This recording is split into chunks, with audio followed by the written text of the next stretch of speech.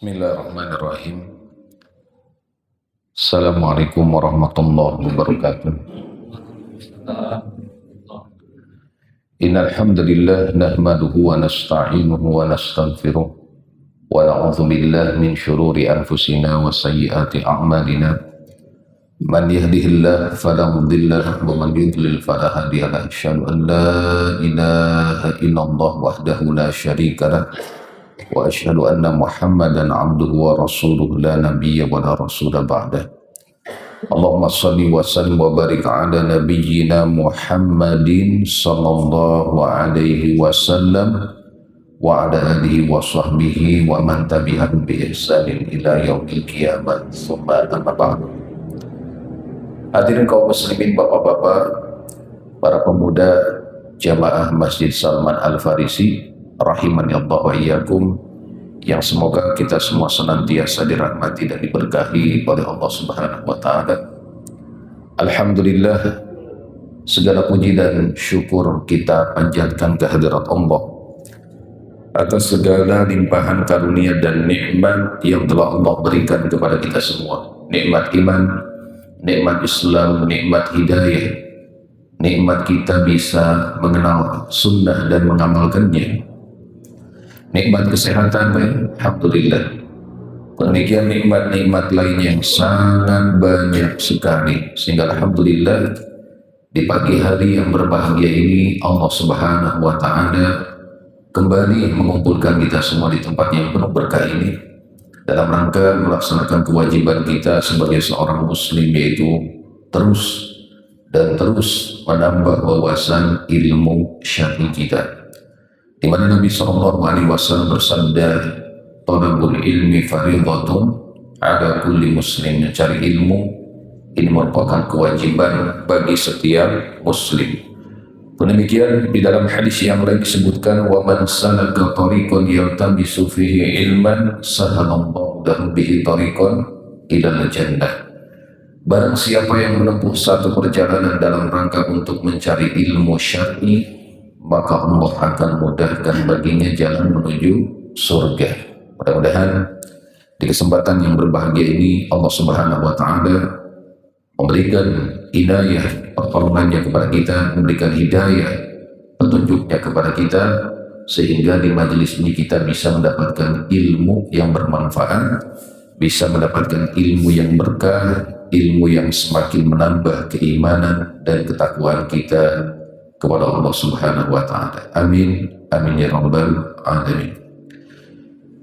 Kaum muslimin rahimakumullah, kita akan kembali melanjutkan pembahasan kita mengenai kitab Al-Kabair, kitab yang berisi tentang dosa-dosa besar, yang tentunya kita mempelajari hal ini agar kita waspada dan bisa menjauhi perkara-perkara yang bisa membinasakan kehidupan kita di dunia dan di akhirat nanti. Harta memang sesuatu yang dicintai oleh manusia. Bahkan fitrah manusia dijadikan untuk cinta terhadap harta benda. Maka disebutkan di dalam ayat, "Wa tuhibbunal mala hubban jamma." Kalian dijadikan sangat mencintai harta. Demikian di ayat yang disebutkan, "Zuyyina lin-nasi hubbus syahawat minan nisa wal banin wal qanatir," dan seterusnya. Jadi telah dijadikan bagi manusia kecintaan, salah satunya kepada harta benda. Sehingga karena saking cintanya manusia kepada harta benda, ada sebagian orang yang dengan ingin memiliki harta tersebut, mereka melakukan segala cara tanpa memperhatikan apakah itu halal ataukah haram. Sehingga kadang ada yang ingin mendapatkan harta secara instan, mendapatkan harta dengan cara yang mudah menurut pikirannya, menurut kemauannya atau akalnya, maka dia melakukan sesuatu yang sebetulnya ini dilarang oleh Allah Subhanahu wa taala, yaitu peruntungan dengan melakukan judi. Ya, jadi kita akan mencoba membahas tentang permasalahan judi ini, dari mulai definisi sampai nanti di akhir kita akan menyebutkan tentang solusi ya, agar kita tidak terjatuh atau bahkan orang yang terjatuh bisa menjauhi hal tersebut. Tapi disebutkan di dalam ayat ya, di surat Al-Baqarah ayat 219 bahwa Allah Subhanahu wa taala menyebutkan memang perjudian itu ada beberapa manfaat, ada beberapa hal yang bisa diambil manfaat dari perjudian di ayat tersebut. Akan tetapi keburukan dari perjudian tersebut ini jauh lebih besar daripada sekedar manfaatnya. Allah Subhanahu wa taala berfirman, A'udzubillahi minasyaitonir rajim, yas'alunaka 'anil khamri wal maisir. Mereka bertanya kepada Muhammad tentang khamr dan maisir, perjudian. Qul fihima ithmun kabir wa manafi'u linnas wa ithmuhuma akbar min naf'ihima. Katakanlah wahai Muhammad kepada mereka bahwa pada keduanya ada dosa besar dan beberapa manfaat bagi manusia, tapi dosa keduanya lebih besar daripada manfaatnya. Jadi di sini Allah Subhanahu wa taala menyebutkan ada memang manfaat dari perjudian. Di antaranya dengan misalkan seorang mendapatkan hasil judi, dia bisa menafkahi keluarganya misalkan ya, atau bahkan sebagian orang bisa bersedekah ya, diri tersebut, atau bisa membantu fakir miskin ya, atau hal lainnya yang dianggap manfaat dalam kehidupan dunia seperti itu. Akan tetapi ketika dia melihat secara kacamata syar'i, kacamata Islam, maka akan dia dapati meskipun seorang berjudi ya, beruntung, maka harta yang didapat adalah harta yang haram ya, tidak akan berkah, akan dijauhkan dari rahmat Allah Subhanahu wa taala ya, bagi orang yang melakukan perbuatan judi tersebut. Oleh karenanya ya, meskipun ada sedikit manfaat secara duniawi, namun ternyata dosanya jauh lebih besar, bisa menghancurkan agama seseorang, bisa menghancurkan kehidupan agama seorang di dunia dan di akhiratnya. Maka Allah Subhanahu wa taala melarang secara menyeluruh ya, baik perjudian, khamr dan yang lainnya sampai hari kiamat apapun alasannya. Allah Subhanahu wa taala berfirman di surat Al-Maidah ayat 90 ya, ya ayyuhallazina amanu innamal khamru wal maisir wal ansab wal azlamu rijsun min 'amali syaitan fajtanibuhu la'allakum tuflihun.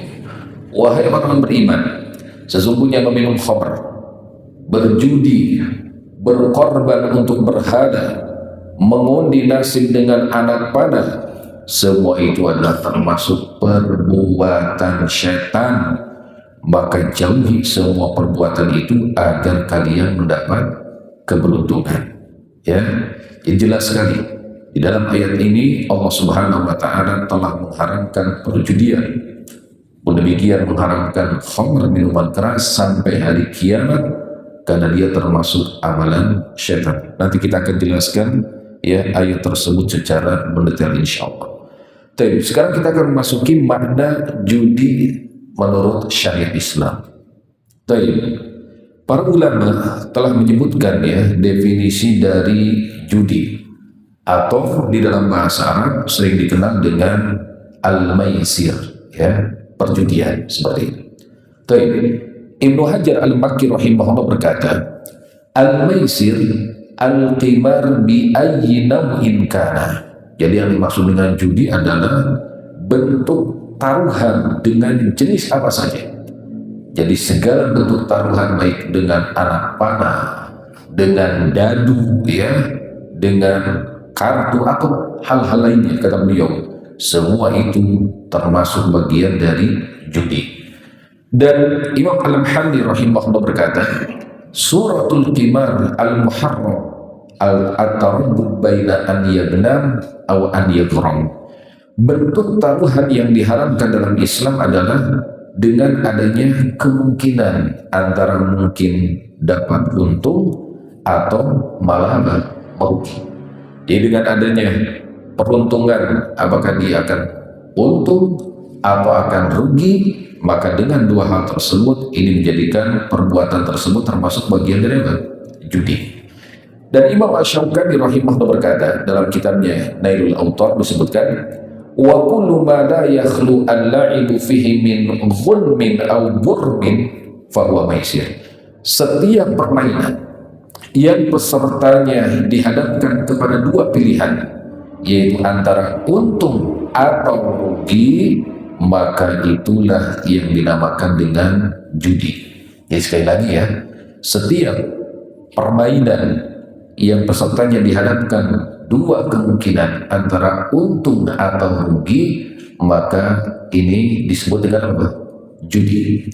Kemudian ditegaskan lagi di dalam Al-Majma' Al-Fiqhul Islami dikatakan setiap peserta yang dihadapkan dua pilihan, untung dengan mendapatkan hadiah atau rugi karena kehilangan uang yang telah diserahkan, inilah tolak ukur judi atau taruhan yang diharamkan di dalam Islam seperti itu.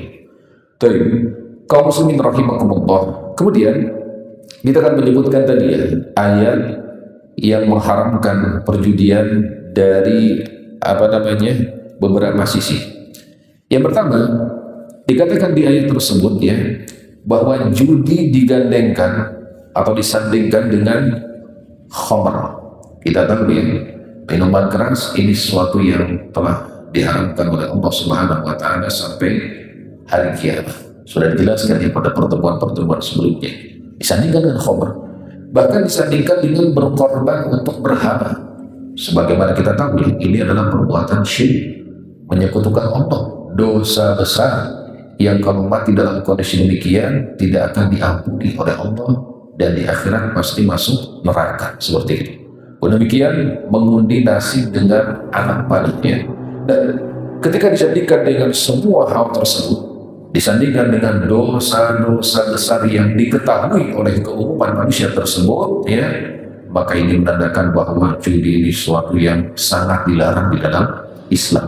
Tadi ya, innamal khamru wal maisir wal ansab wal azlam, sesungguhnya minuman keras, kemudian berjudi, berkorban untuk berhala, mengurinasi dengan anak panah, semuanya adalah rijisun ya, najis, perbuatan syaitan. Jadi jauhilah, fajtanibu. Jadi yang pertama disandingkan dengan dosa-dosa besar yang sudah diketahui. Kemudian di ayat tersebut dikatakan bahwa judi disebut dengan rijisun, najis ya. Artinya dari sisi perbuatan ini sesuatu yang harus dijauhi, seakan-akan dia sesuatu yang najis. Jadi sebagaimana kita menjauhi najis, maka perjudian pun harus kita jauhi. Bahkan Allah Subhanahu wa taala menyebutkan selain rijsun dengan arruz ya, rujusun, yakni dosa besar. Disebutkan di ayat yang lain warujza fahjur, dan perbuatan dosa itu tinggalkanlah olehmu. Ya seperti ini.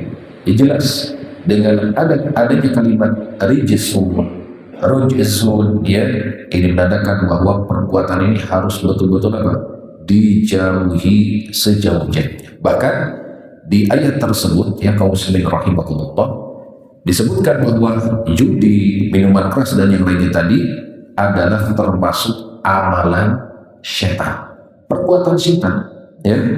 Dan kita diperintahkan untuk menjauhi segala bentuk perbuatan syaitan. Bahkan kita harus menjadikan syaitan sebagai musuh bagi kita. Tidak boleh kita berteman dengan syaitan. Ya, orang-orang yang berjudi berarti dia sama saja dengan syaitan. Sama saja dia berteman dengan syaitan. Padahal kita diperintahkan untuk menjauhi dan menjadikan syaitan sebagai musuh. Kita bisa melihat di surat Fatir ayat 6 ya. Inna syaitana lakum aduwwun fattakhidhuhu aduwwa innama yad'u hizbahu liyakunu min ashabis sa'ir. Sungguh setan itu adalah musuh yang nyata bagi kalian, musuh bagi kita, maka anggaplah dia musuh selamanya sampai hari kiamat. Ya, karena apa? Karena setan akan menyeru, mengajak golongannya supaya mereka menjadi penghuni neraka yang menyalanya. Tidak ada yang namanya setan mengajak kebaikan, ya. Tidak ada mengajak untuk masuk ke dalam surga. Tidak. Semua, ya, amalan setan, semua perbuatan setan, semua ajakan setan, bisikan setan, semuanya mengajak agar golongannya, agar pengikutnya masuk ke dalam neraka yang menyala-nyala. Jadi jauhi, ya, kita harus yakin seyakin-yakinnya menganggap hal ini sebagai perbuatan setan, amalan, ya, yang setan menyeru manusia agar sama-sama menemaninya di mana? Di neraka jahanam. Na'udzubillah min dzalik.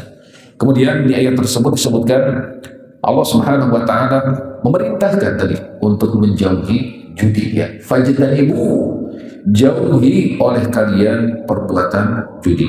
Dan tidak Allah Subhanahu wa taala melarang sesuatu kecuali pasti ada madarat besar, ada keburukan besar yang ada pada perbuatan yang dilarang tersebut, termasuk judi. Ya, ketika Allah memerintahkan menjauhinya, pasti ada hal yang bisa memadaratkan si pelakunya. Dan sebagaimana kita tahu, ya, tidak ada orang kaya karena judi. Siapapun yang berjudi pasti dia akan binasa. Seperti itu. Harus ada hal yang jadi mindset bagi kita. Tidak ada orang yang kaya karena judi. Dan kalaupun dia beruntung, hartanya adalah harta yang haram, tidak akan berkah, ya, dijauhkan dari rahmat Allah Subhanahu wa taala, seperti itu. Dan kemudian di ayat tersebut juga bahwa keberuntungan akan didapat oleh seseorang ketika dia menjauhi judi. Jadi siapa manusia yang beruntung? Salah satunya orang-orang yang menjauhi larangan Allah, orang-orang yang menjauhi perjudian, salah satunya, ya, la'allakum tuflihun, dari di ayat, agar kalian mendapatkan keberuntungan. Demikian di ayat tersebut, judi menimbulkan permusuhan, judi menimbulkan kebencian di antara sama manusia. Karena pasti, ya, ketika seseorang berjudi lalu merugi, maka dia akan membenci lawan judinya, ya. Bahkan terkadang banyak sekali kasus pembunuhan atau apa, ya, karena disebabkan judi. Dan disebutkan di ayat tersebut, innama yuridu syaitan ayyuki'a bainakumul adawata wal baghdha fil khamri wal maisir. Sungguh setan itu bermaksud hendak menimbulkan permusuhan dan kebencian, ya, di antara kalian lantaran meminum khamr dan lantaran berjudi, seperti itu. Jadi kita harus yakin dengan berjudi akan menimbulkan permusuhan, dengan berjudi akan menimbulkan kebencian di antara sama mereka. Dan judi bisa palingkan orang dari zikrullah juga di ayat tersebut, ya. Wa yasuddaku an zikrillah. Judi, minuman keras, ini bisa menghalangi kalian dari mengingat Allah. Karena pasti, kan, orang yang berjudi tidak mungkin dia ingat Allah. Dengan berjudinya saja, ya, dia tidak mengingat Allah. Dia menyadari bahwa dia sedang melakukan dosa besar. Artinya apa? Dia menjauhi untuk mengingat, apalagi untuk berzikir kepada Allah. Tidak mungkin, ya, orang berjudi sambil misalkan apa, taruhan dan sebagainya, sambil mengucapkan subhanallah, subhanallah, subhanallah. Gak ada, ya? Gak ada mengucapkan la ilaha illallah. Gak ada. Karena dengan perbuatan judi saja dia sedang melakukan dosa besar. Dia sedang menjauhi mengingat Allah, ya, sebagai disebutkan dalam ayat tersebut. Bahkan di ayat tersebut dikatakan wa yasuddakum an dzikrillah wa 'anis shalah, dan juga menjauhkan kalian dari melaksanakan ibadah sholat, ya.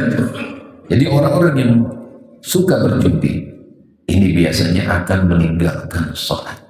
Kalaupun dia terpaksa melaksanakan sholat, dia akan melaksanakannya malas-malasan, ya. Dan kebanyakan penjudi itu kan biasanya begadang di malam hari, ya. terutama di zaman sekarang adanya judi online misalnya, biasanya akan bergadang, penasaran terus. Dia pertama kali main mungkin akan tertarik, akan dijadikan apa namanya, ya korban ya. Pertama kali dia mendapat keuntungan, permainan kedua keuntungan, permainan ketiga keuntungan. Nah, disitulah dia menjadi korban. Setelah itu dia akan rugi terus, ya dipancing terus dengan keberuntungan di awal, tapi pada akhirnya dia akan ketagihan, lalu dia akan terpancing terus sampai menguras hartanya, sampai begadang semalam bahkan. Akhirnya dia lupa sholat, ya lupa mengingat Allah, lupa hak terhadap keluarganya. Pun demikian terkadang lupa dengan hak dirinya tadi, tidak tidur misalkan, ya, tidak bekerja atau apalah seperti itu. Banyak mudarat dari perjudian tersebut. Kemudian di akhir ayat tersebut, ya adanya perintah Allah untuk berhenti, ya bagi orang-orang yang terjerumus di dalam perbuatan yakni judi ini. Fahal antum muntahun, di ayat tersebut. Lalu mengapa kalian tidak berhenti? Artinya berhentilah ya dari perbuatan-perbuatan tersebut jika kalian beriman kepada Allah dan Rasulnya. Seperti itu. Baik. Jadi dengan satu ayat ini saja ya menandakan bahwa judi ini adalah perbuatan yang dilarang di dalam Islam, diharamkan sampai hari kiamat. Barang siapa terjerumus ke dalamnya, niscaya dia akan merugi dunia akhirat. Baik. Kaum muslimin rahimakumullah. Nah, sekarang kita akan menyebutkan tentang macam-macam perjudian, ya. Karena memang judi ini dari waktu ke waktu, dari masa ke masa semakin berkembang, ya. Kita mengenal ada judi klasik, ya, artinya perjudian yang sudah umum dari zaman dahulu, ya. Demikian ada perjudian modern, ya. Ya, contoh ininya judi online misalkan, atau perjudian yang menggunakan alat-alat tertentu misalkan, seperti kalau sekarang bahasanya kasino, ya, tempat berkumpulnya alat-alat perjudian dan segala hal ada di dalamnya, seperti itu. Nah, di masa jahiliyah, kita akan menyebutkan di masa jahiliyah terlebih dahulu. Pada masa jahiliyah, orang-orang Arab memiliki kebiasaan judi. Bagaimana bentuknya? Salah satunya, ya, yaitu dengan memotong seekor unta, lalu membaginya menjadi 28 bagian. Lalu mereka mengambil 10 anak panah, di mana 3 anak panah kosong dibiarkan tidak ditulis apapun. Yang 7 anak panah ditulis sesuatu. Jadi apa? Biasanya nama-nama mereka. Seperti itu, ya. Jadi 7 anak panah ditulis nama-nama mereka atau nama-nama bagian tubuh unta yang telah dipotong-potong tersebut. Kemudian seluruh anak panah tersebut ditaruh di sebuah bejana, lalu masing-masing mengambil. Ketika ada yang mengambil anak panah yang kosong, maka mereka lah yang harus membayar harga unta yang dipotong-potong tadi, disembelih tadi. Ya, jika yang dipilih apa? Yang kosong tadi. Dan biasanya ketika ada yang mendapat yang kosong tadi, ya, otomatis dia membayar. Biasanya sebagian dari daging unta tersebut disedekahkan kepada fakir miskin. Jadi dari satu sisi kan bagus, ya, sedekah kepada fakir miskin seperti itu. Tapi dengan cara berjudi. Jadi kata Allah, ada manfaatnya, tapi apa? Dosanya jauh lebih besar. Seperti itu. Yang manfaat untuk fakir miskin. Di saat fakir miskin membutuhkan makanan, ada yang memberi, tapi dari hasil apa? Berjudi. Pun demikian mungkin diberikan untuk keluarganya, ya, untuk makan, ya misalkan, ya, untuk nafkah, nah, tapi apa? Dosanya atau makoratnya jauh lebih besar. Bahkan dikatakan oleh para ulama, ya, seperti Ibnu Qayyim rahimahullah, jika kau renungi, jika kalian renungi tentang khamar, tentang judi, ini kita akan lihat polanya sama. Jadi kenapa Allah melarang atau memerintahkan kita menjauhi? Karena polanya sama. Khamar ini ketika orang penasaran, biasanya coba sedikit. Nah, dari yang sedikit inilah yang akan mengantarkan seorang untuk ketagihan. Ya, sedikit. Lama-lama kan dia akan meminum banyak dan lama-lama ketagihan. Nah, judi pun sama. Ketika ada orang penasaran, tadi yang saya katakan, pertama dia menang, kan ini membuat dia ingin lagi kan. Kedua dia menang, ketiga dia menang, ketagihan. Akhirnya apa? Dia terus ya memainkan hal tersebut, ya padahal dia setelahnya kalah tapi ketagihan. Nah ini, jadi kata Ibnu Qayyim, jangan coba-coba, renungilah oleh Anda, polanya sama seperti itu. Jika engkau renungi perihal perjudian, ya ini tidak beda jauh seperti khamr. Jika dilakukan sedikit akan tertarik untuk melakukan lebih banyak, hingga seseorang itu lalai dari melakukan hal-hal yang diridhoi atau disukai oleh Allah Subhanahu wa Ta'ala. Bahkan disebutkan oleh para ulama, objek perjudian mereka orang jahiliyah sering meluas. Ketika mereka merugi, ya ketagihan untuk terus berjudi, akhirnya anak dan istri mereka dijadikan barang taruhan. Misalnya seperti itu, saking orang apa? Ketagihan terus untuk berjudi. Makanya di zaman sekarang sering kita mendengar ya, orang ketagihan judi online, akhirnya apa? Dia mencuri, dia merampok misalnya, bahkan dia sampai membunuh untuk mendapatkan harta orang lain yang untuk judi online seperti itu. Bahkan dia berhutang ke sana kemari hanya untuk sekedar judi online. Akhirnya apa? Rumahnya ya digadaikan, dia tidak memiliki rumah. Karena judi, jadi memabotkan. Jadi banyak sekali hal-hal yang menjadikan dia binasa, ya, rugi di dunia. Pun demikian kalau dia tidak bertobat kepada Allah, dia akan rugi di akhirat nanti. Nah sekarang bentuk-bentuk judi yang ada di tengah-tengah masyarakat. Yang pertama adalah undian berhadiah. Contohnya, undian berhadiah.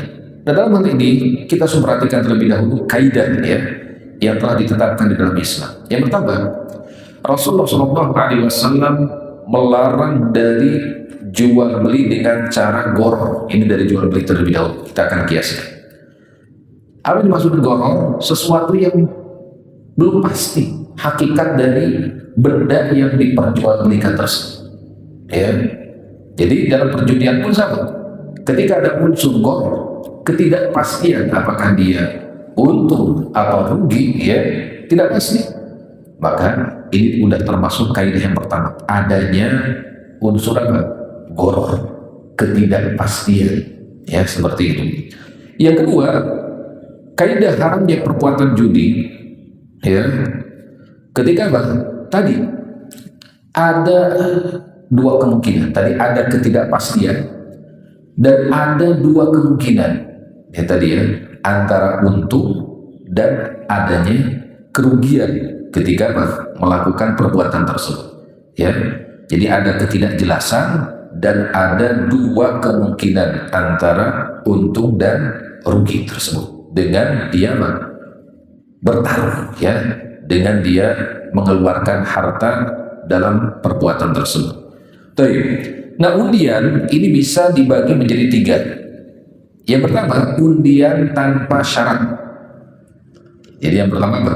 Undian tanpa syarat. Contoh misalkan di sini, di supermarket, di pusat-pusat perbelanjaan, ya, ketika seseorang masuk ke dalam supermarket tersebut, lalu di bagian kupon undian tanpa ada syarat, tanpa harus beli ini, tanpa harus beli barang tertentu, misalkan kupon saja, ya, tulis nama, kemudian dimasukkan ke biasanya sebuah kotak, ya. Jadi tanpa ada syarat dan harus beli barang-barang tertentu, bahkan tanpa membeli sesuatu pun, hanya sekedar apa? Masuk ke supermarket misalnya seperti itu. Maka karena para ulama, ya, kalau tidak ada syarat harus membeli sesuatu, ya hanya sekedar masuk karena memang misalkan dia ingin membeli satu barang tertentu, ya, yang tidak ada hubungannya dengan kupon tersebut, ya. Maka kata para ulama, hukumnya bentuk undian yang seperti ini adalah mubah, ya, boleh seperti itu, karena asal dalam suatu muamalah adalah boleh dan halal, karena di sana tidak ada unsur goror tadi, ya, tidak ada unsur ketidakpastian dengan hal tersebut. Tidak ada unsur penipuan, tidak ada unsur kezaliman dan unsur-unsur yang merugikan lain. Hanya sekedar masuk, ya, nggak ada niat untuk mendapatkan kupon dan sebagainya, tapi tiba-tiba dikasih. Ya udah, kita tulis nama, masukin ke kotak, nggak berharap seperti itu, karena kita tujuannya bukan untuk kupon tersebut. Tiba-tiba menang misalnya, ya nggak mau. Ini bolehkan dalam Islam, ya, seperti itu. Karena ini sesuatu yang tidak ada unsur kerugian di dalamnya, seperti itu. Kemudian bentuk yang kedua, undian dengan syarat membeli barang tertentu. Jadi seseorang mendapatkan kartu undian tapi dengan syarat dia harus membeli barang tertentu, ya, membeli sesuatu yang telah ditentukan di supermarket tersebut. Jadi misalkan di tempat tersebut sudah disediakan kulkas dan sebagainya. Nah, bisa mendapatkan salah satu barang tersebut dengan membeli misalkan deterjen tertentu atau makanan tertentu, ya, minuman tertentu, ya, karena promosi dari si perusahaan tersebut, ya, dengan barang-barang seperti itu. Atau misalkan tadi, ya, sebuah perusahaan, tadi kan supermarket, sekarang sebuah perusahaan biasanya diiklankan di televisi atau apa, menyediakan hadiah menarik seperti mobil, ibadah haji dan sebagainya. Dengan apa? Dengan tadi membeli barang itu, memasukkan ke kantor pos misalkan, dia dikirim ke perusahaan tersebut.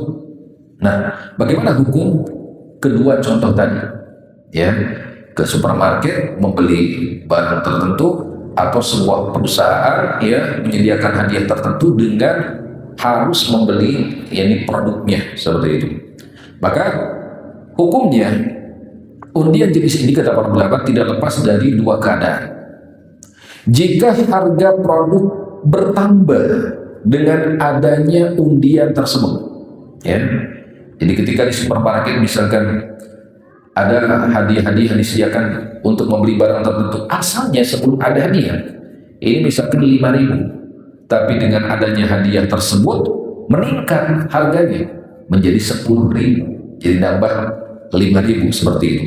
Maka para ulama sepakat kalau demikian hukumnya adalah haram, ya, tidak boleh seseorang melakukan hal tersebut atau membeli barang tersebut dengan harga yang tidak wajar, ya, untuk mendapatkan hadiah tersebut. Karena di sini ada unsur dua kemungkinan tadi. Dia berharap untung, ya, atau kalau tidak dapat berarti dia rugi meskipun hanya sekedar berapa? 5.000 tadi, ya. Karena harganya tidak wajar, ya, tidak seperti harga yang sebelumnya. Kemudian jika harga tersebut tidak naik sesuai dengan harga yang wajar, seperti itu, harganya seperti sebelumnya sebelum ada hadiah tersebut, ya, jadi perusahaan hanya ingin melariskan barang dagangannya saja. Ketika harga sebelumnya, sebelum ada hadiah 5.000, ketika ada hadiah sama 5.000. Maka di sini para ulama ada dua pendapat. Permasalahan ini perlu dirinci, ya. Ada dua pendapat di kalangan para ulama. Pendapat pertama, ini pun pendapat yang merinci tentang bentuknya. Kalau dia membeli barang tersebut meskipun harganya tetap, ya, tidak mengalami kenaikan gara-gara ada hadiah, ya, ini tergantung niatnya. Ya, menurut pendapat pertama ini, kalau niatnya ingin mendapatkan hadiah tersebut, jadi ada niat peruntungan. Jadi saya membeli barang ini karena tergiur ingin mendapatkan apa? Berbagai hadiah ini. Ya, niatnya ingin mendapatkan hadiah. Berarti ada unsur apa? Niat peruntungan. Maka di sini berarti termasuk kategori apa? Judi. Adapun jika niatnya karena dia butuh barang tersebut, ya, kebetulan misalkan barang yang ingin dibelinya kebetulan pada hari itu disediakan apa? Hadiah. Jadi dia niatnya dari awal karena memang butuh, bukan ingin hadiah tersebut. Jadi bedakan, ya.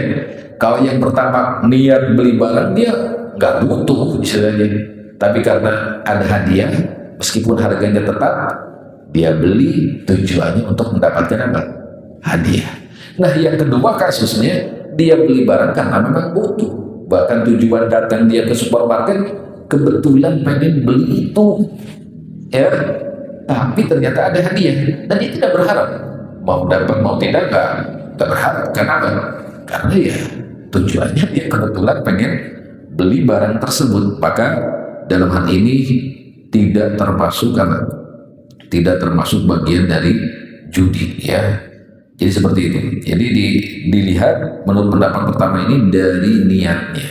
Apakah maksudnya memang untuk mendapatkan hadiah padahal dia tidak butuh, atau memang sebetulnya dia pada awalnya memang untuk membeli barang tersebut, tapi kebetulan di hari itu ya dia ada hadiah misalkan ya. Nah, kalau dapat halal baginya, boleh baginya, karena tidak termasuk apa? Bentuk maisir menurut para ulama. Ini pendapat pertama. Pendapat kedua, nah ini kata Syekh bin Baz rahimahullah.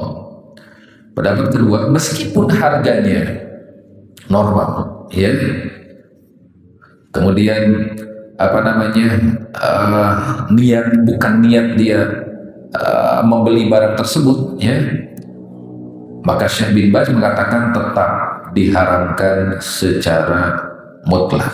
Karena apa tadi? Karena kamu menerima apa namanya kupon dari membeli barang yang normal tersebut, maka otomatis dalam dirinya akan ada niat peruntungan. Kenapa? Karena kata beliau, ya, masalah niat ini sulit untuk diketahui dari setiap orang, betul nggak?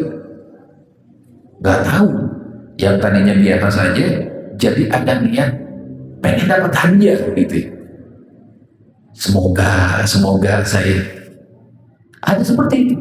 Nah, hati-hati kata Syekh bin Baz. Ya, seseorang boleh jadi ya, niat awalnya biasa saja, tapi lama-lama ingin dapat hadiah, ada niat peruntungan seperti itu. Jadi masalah judi dalam masalah ini halus sekali, ya. Makanya Syekh bin Baz mengharamkan secara mutlak. Meskipun ya di sini ya pendapat para ulama yang lebih rajih adalah pendapat pertama tadi. Ya, selama harganya normal, kemudian dia butuh terhadap barang tersebut, maka apa? Boleh dia apa namanya mengambil undian seperti itu. Nah, ini menurut pendapat yang lebih tepat dalam masalah tersebut. Wallahu a'lam, ya. Silakan, mungkin nanti bisa dipelajari lagi tentang hal tersebut. Namun saya akan mengambil pendapat yang lebih rajih. Kemudian yang ketiga, undian dengan mengeluarkan biaya. Ya, undian dengan mengeluarkan biaya. Contohnya, misalkan sebuah perusahaan tadi akan memberikan hadiah haji atau tadi kulkas, televisi dan sebagainya. Ketika dia mengirimkan, yang membutuhkan tadi sebetulnya ya, membutuhkan untuk mengirim ke pos itu kan butuh apa namanya semacam perangko. Di mana perangko itu kan harganya berapa? 10.000, bisa 15.000, ya, seperti itu. Dan contoh lain dikatakan di sini. Contohnya dalam kalau dulu tuh SMS, SMS. Kalau biasa SMS itu kan 100 perak misalnya. Tapi karena ada undian, maka harga SMS-nya menjadi 2.000 rupiah. Yang tadinya 100 rupiah menjadi 2.000 rupiah karena untuk mendapatkan apa? Hadiah tersebut, hadiah umroh, hadiah apa seperti itu, ya. Jadi tarifnya tidak normal. Kalau kita misalkan dulu, kalau sekarang SMS jarang, ya.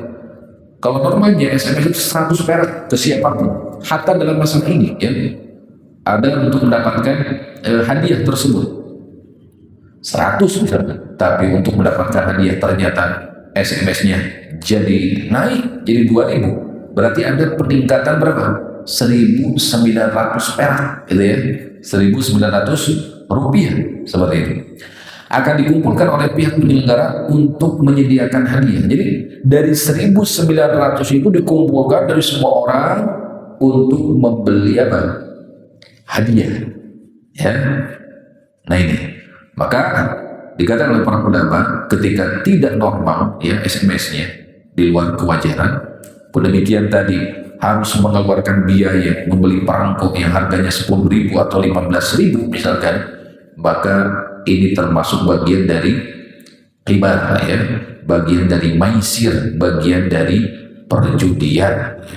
Sedangkan jika kuisnya biaya SMS-nya normal misalkan, atau kalau lewat pos tidak membutuhkan perangko tapi sulit ya, atau perangkonya mungkin ada yang gratis misalkan ya, atau ditanggung oleh mereka, maka ini tidak termasuk bagian dari perjudian ya. Jadi seperti itu kata para ulama di sini. Kenapa? Tidak ada unsur kerugian di dalamnya, yang ada keuntungan. Sorry. Jadi kalau tidak ada unsur untung rugi, untung tapi tidak rugi, maka boleh kata para ulama seperti itu. Nah ini baru dalam masalah apa? Masalah undian. Nah sekarang kita akan meningkat ke masalah olahraga. Nah ini yang lebih banyak Pak ya, pertaruhan dalam masalah olahraga. Nah Islam menganjurkan umatnya untuk berolahraga, terutama olahraga yang mendukung agar dia kuat berjihad ya di jalan Allah, seperti misalkan memanah, olahraga apa lagi, gulat ya, berkuda dan sebagainya yang melatih ketangkasan gitu, atau dikiaskan misalkan di zaman sekarang dengan bela diri yang ada ya, atau menggunakan senjata ya, bagaimana cara ini kalau kita berada di lingkup medan perang ya. Ini hal-hal yang bisa menggetarkan musuh-musuh Allah ya. Bahkan Allah Subhanahu wa taala berfirman, wa'iddu lahum mastata'tum min quwwah. Siapkanlah untuk menghadapi mereka orang kafir kekuatan apa saja yang kamu sanggupi, apapun ya, olahraga apapun yang membuat kita kuat, sehat ya, bisa membela Islam, bahkan bisa kuat dalam beribadah kepada Allah ya, maka hendaknya kita berusaha untuk melakukan olahraga seperti itu ya. Nah dalam masalah perlombaan olahraga tersebut pun ya, yaitu bersaing orang lain dalam satu pertandingan ya, ini pada asalnya hukumnya mubah.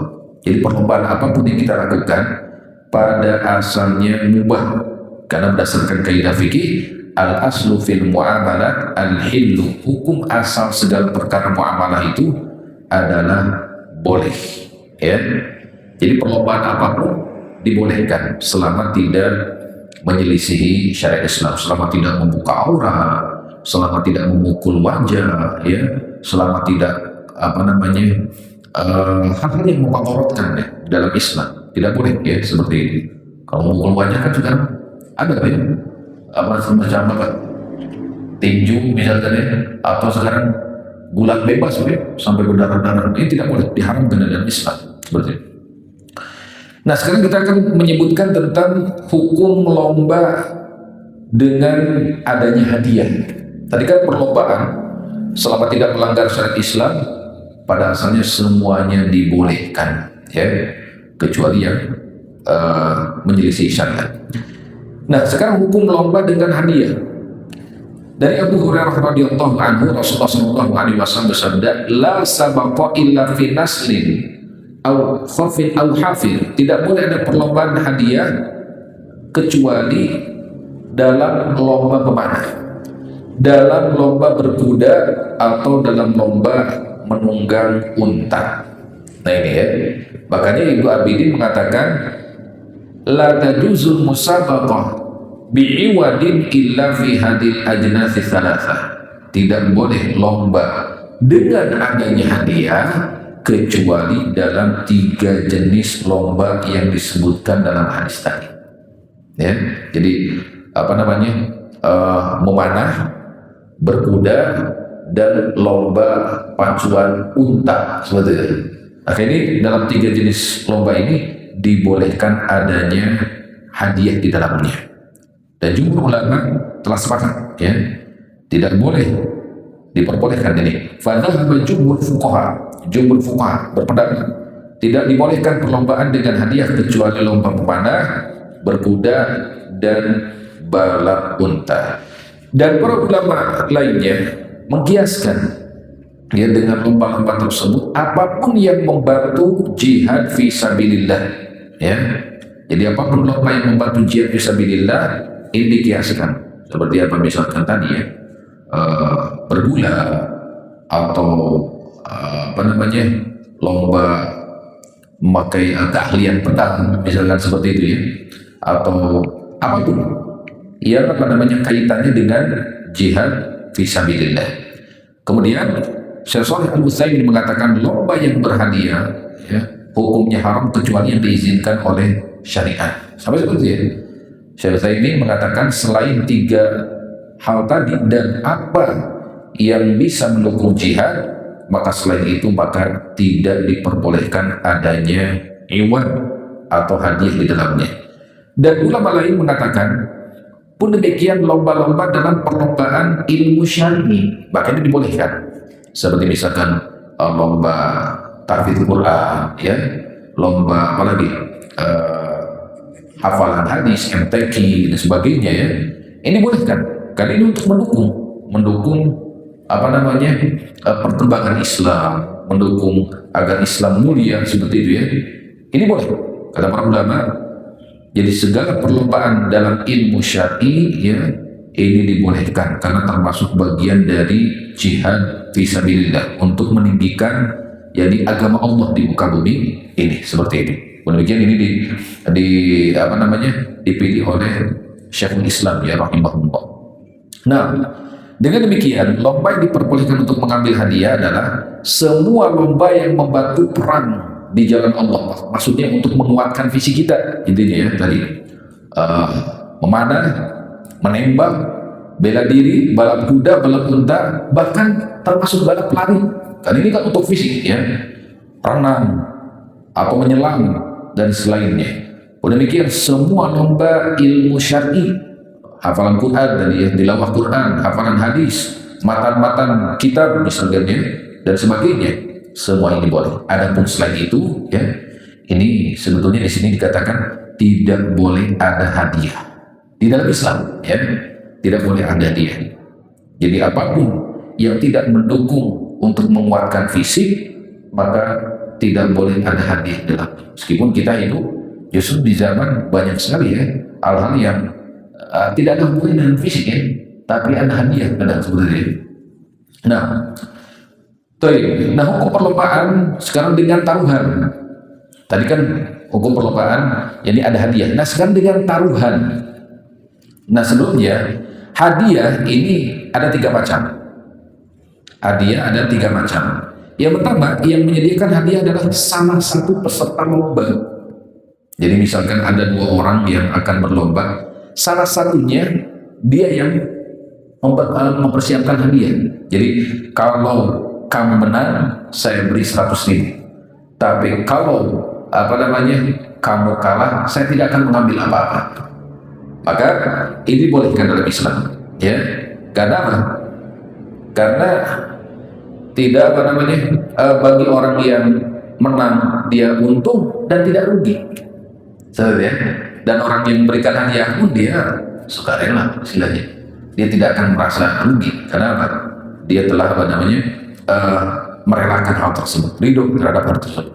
Nah ini, jadi ketika hadiahnya disediakan oleh salah satu dari orang yang berlomba tersebut, ya, maka ini dibolehkan dalam Islam seperti itu. Yang disebutkan di dalam Mausu'ah Fiqhiyah Kuwaitiyah ya, seperti itu. Jika perlombaan dilakukan antara 2 orang atau 2 kelompok, lalu salah satu peserta menyediakan hadiah, dia mengatakan jika engkau mengalahkan saya, aku akan berikan uang ini, barang ini, tapi jika engkau kalah, aku tidak akan mengambil apa-apa darimu. Maka tidak ada perbedaan pendapat di kalangan para ulama tentang dibolehkannya hal tersebut. Yang kedua, yang menyediakan hadiah adalah yakni pemerintah misalkan, atau sebuah perusahaan sponsor ya, bukan dari peserta. Nah ini sama hukumnya ya, boleh halal hadiahnya jika yang menyediakan hadiah bukan dari seluruh peserta, maksudnya dari sponsor perusahaan, dari pemerintah misalkan. Selama perusahaan-perusahaan tersebut ya perusahaan yang halal juga ya, bukan perusahaan yang haram. Apa ya, misalkan perusahaan minuman keras jadi sponsor, nggak boleh, ini haram hukumnya ya. Atau apapun yang diharamkan, ini tidak boleh menjadi sponsor dalam sebuah pertandingan ya.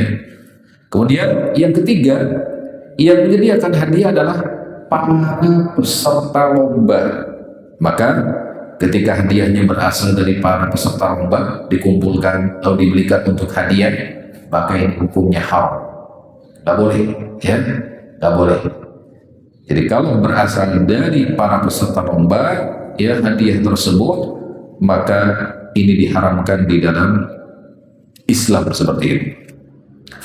Baik, kaum muslimin rahimakumullah, ini udah cukup ya, udah sedikit lagi insyaallah.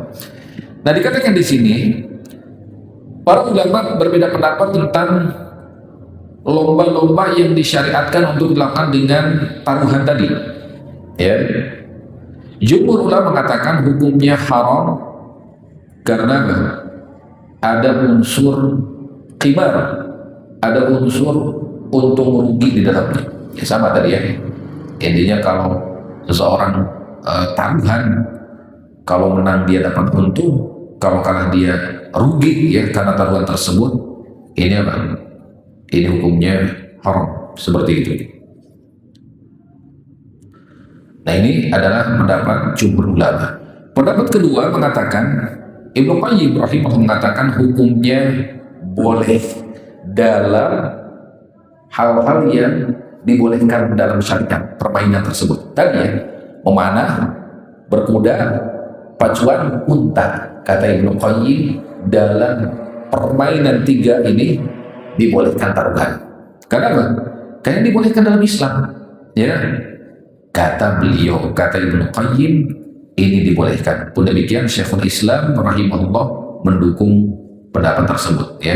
Artinya dibolehkan ketika memang perlombaannya disyariatkan dalam Islam. Adanya pertaruhan antara orang-orang yang melakukan lomba tersebut ya. Boleh bagi mereka untuk bertaruh seperti itu menurut Ibnu Qayyim. Nah, pendapat yang ketiga, boleh bertaruh jika ada muhallil, artinya peserta yakni netral, peserta netral ya. Artinya peserta yang ketika dia menang dia tidak akan mendapatkan apa-apa, dia tidak membayar apa-apa, dia tidak bertaruh apa-apa, hanya muhallil saja, peserta netral. Seperti itu. Ini pendapat ketiga ini. Ini pendapat dari Sa'id bin Musayyib, Imam Al-Auza'i dan yang lainnya ya, seperti itu. Jadi kalau ada orang yang ikut lomba namun tidak mengeluarkan harta ya, dan sebagainya, dia hanya netral saja, hanya untuk supaya perlombaan tersebut dibolehkan seperti itu ya. Maka ya dalam hal ini pendapat yang ketiga ini ya, ini mengatakan boleh ya menurut Imam Al-Auza'i dan yang lainnya ketika ada taruhan dalam sebuah pertandingan seperti itu. Nah, dan yang terakhir dikatakan di sini, yang bukan termasuk perjudian, yang terakhir yaitu ketika kita mengadakan seminar atau acara-acara tertentu ya, siapapun yang hadir misalkan 100 orang pertama dia akan mendapatkan hadiah ini misalkan ya, dan peserta semuanya ketika awal melakukan registrasi atau pembayaran yang sama untuk seminar tersebut. Jadi semuanya sama, hanya untuk tujuan awalnya mendapatkan manfaat dari seminar tadi. Tapi siapa yang datang 100 orang pertama dia akan mendapatkan hadiah tertentu, bayarnya sama misalkan. Maka ini dibolehkan, yang bukan termasuk bagian dari judi. Karena memang bayar seminar segitu ya. Adapun ketika dapat karena kita datang duluan ya tidak merugikan peserta lain karena memang segitu bayarnya ya. Jadi untung tapi tidak rugi kalau memang yang dapat. Pun demikian yang dapat untung dari mendapatkan ilmu ya di seminar tersebut dan tidak merasa rugi ketika dia tidak mendapat hadiah karena bukan 100 orang pertama yang datang misalkan. Nah, yang paling terakhir solusi agar terhindar dari judi. Yang pertama harus ada niat yang jujur ya, bagi orang yang sudah terjerumus ke dalam perjudian harus ada niat yang jujur agar dia benar-benar berhenti dari perjudian. Jadi betul-betul taubatnya taubatan nasuha. Ini ya. Jadi dia harus berazam kuat agar dia betul-betul berhenti dari perjudian. Dan dia harus punya prinsip bahwa tidak ada orang kaya karena judi. Dan kalaupun ada, harta yang didapat adalah harta yang haram, tidak akan berkah, ya. Dia akan rugi dunia akhirat, seperti itu. Kemudian daripada berjudi, cari kesibukan yang lebih bermanfaat. Terlalu banyak, ya, terlalu banyak dalam kehidupan hal-hal yang bisa kita lakukan dan itu memberikan manfaat buat kita. Misalkan tadi ya, berolahraga, kemudian bekerja, kemudian beramal soleh, membantu orang lain, ya, kemudian berkegiatan yang bermanfaat, mengaji atau ikut aktif di masjid, misalkan menjadi pengurus masjid atau apa, kesibukan banyak, membaca Quran, mengkhatamkan Quran, misalkan dalam sepekan atau sebulan kita sibukkan dengan Al-Quran, ya, atau hal-hal lainnya, sibukkan daripada dengan berleha-leha, berlalai, nanti ada keinginan lagi untuk berjudi, misalkan gitu ya. Kemudian kalau pernah berjudi, jadikan pengalaman kekalahan dalam berjudi ini sebagai bentuk apa? Untuk supaya meninggalkan, ya, untuk supaya meninggalkan perbuatan judi tersebut. Karena dengan kalahnya itu sendiri ini sesuatu yang tidak baik lah buatnya, ya. Dia menghambur-hamburkan harta sebagainya kepada sesuatu yang tidak bermanfaat. Dan kalaupun menang tadi, yakini bahwa ini harta haram, karena perjudian diharamkan, otomatis apa yang didapatkan pun haram dalam Islam. Dan yang terpenting adalah rajin-rajin berdoa kepada Allah, ya, agar kita diistiqomahkan dalam Islam, disibukkan dengan amal-amal soleh, dijauhkan dari hal-hal yang haram, ya, dijauhkan dari perbuatan-perbuatan yang haram seperti itu. Insya Allah dengan hal-hal ini, ya, insya Allah orang-orang yang terjerumus ke dalam judi akan meninggalkan perjudian, dan kita pun, ya, yang alhamdulillah tidak terjerumus akan betul-betul menjauhi sejauh-jauhnya hal-hal seperti ini. Jangan teriming-iming, jangan tergiur, ya, dengan apa tadi, keuntungan di pertama, di kedua, ketiga, kan ini jebakan, ya. Setelah itu dia akan merugi, tapi ketagihan terus, akan habis hartanya, akan terjadi perceraian, akan terjadi permasalahan, dia akan terjadi utang yang menumpuk dan kerugian-kerugian lainnya. Mudah-mudahan ini menjadi pengingat buat kita, ya, agar kita betul-betul melaksanakan perintah-perintah Allah, menjauhi larangan Allah, ya, agar kita betul-betul menjadi orang bertakwa dan pantas nantinya memasuki surga Allah di akhirat nanti. Mudah-mudahan bermanfaat. Kurang lebihnya saya mohon maaf. Silakan kalau ada yang mau didiskusikan tentang masalah ini, silakan. Assalamualaikum. Waalaikumsalam warahmatullahi wabarakatuh. Cukup jelas. Saya ingin kejelasan untuk aplikasi sehari-hari yang biasa terjadi di sekarang ini, seperti hadiah itu sebenarnya dari perusahaan, ada yang berbentuk CSR, ada berbentuk iklan maksudnya, dan di sana tidak ada unsur perlombaan. Contohnya seperti misalkan ada yang namanya fun bike, artinya bersama-sama bersepeda mengelilingi suatu rute.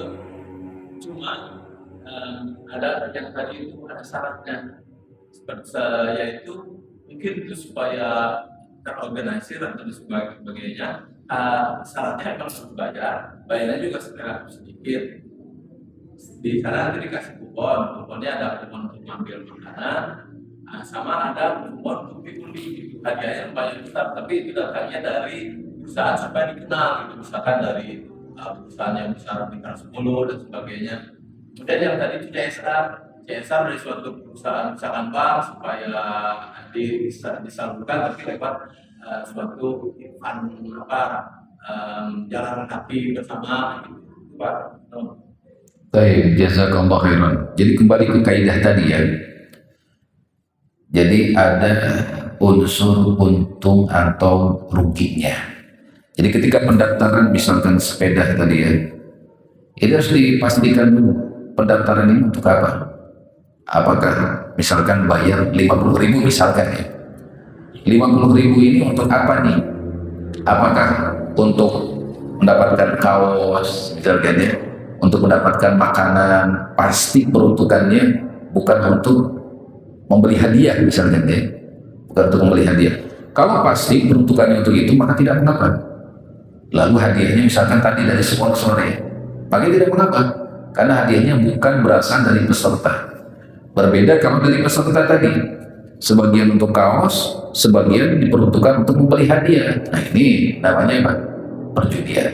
Ya, jadi apapun yang dia mengeluarkan harta ya, untuk mendapatkan keuntungan atau malah rugi misalkan ketika tidak mendapatkannya, ya meskipun sedikit, tetap itu termasuk bagian dari timar, dari perjudian. Kadang-kadang orang menganggapkan sepele kan, cuma 50.000 misalnya, cuma 10.000, tadi bahkan cuma 2.000 bayar SMS. Tetap ketika lebih dari harga normal kalau SMS tadi, atau ini diperuntukkan untuk membeli hadiah dari uang peserta, maka ini termasuk bagian dari perjudian. Jadi harus dipastikan dulu ya, dipastikan uang tersebut digunakan untuk apa ya, supaya dia yakin apa yang didapat nanti dari hadiah ini adalah sesuatu yang halal, betul ya? Dan ini juga harus dipastikan sponsornya siapa tadi ya, jangan sampai sponsornya malah dari perusahaan-perusahaan yang haram ya, minuman keras atau maaf ya, kalau sebagian pendapat ulama kan rokok itu haram Pak ya, sebagian yang lain mengatakan makruh, tapi yang diselamatkan kita menjauhi Pak ya. Kalau sponsornya dari situ, maka hendaknya kita tidak mengambil hadiah tersebut. Untuk lombanya silakan ya, kita ikut misalkan untuk kesehatan dan sebagainya, tujuannya kesehatan. Tapi untuk hadiah, kalau sponsornya dari sesuatu yang kita anggap menurut kita ya lebih kuatnya haram, ya udah kita tinggalkan ya, tidak mengambil hadiahnya. Nah itu kan ditentukan. Nah ya, buat siap, mana lagi paham siapa Pak? Silakan Pak.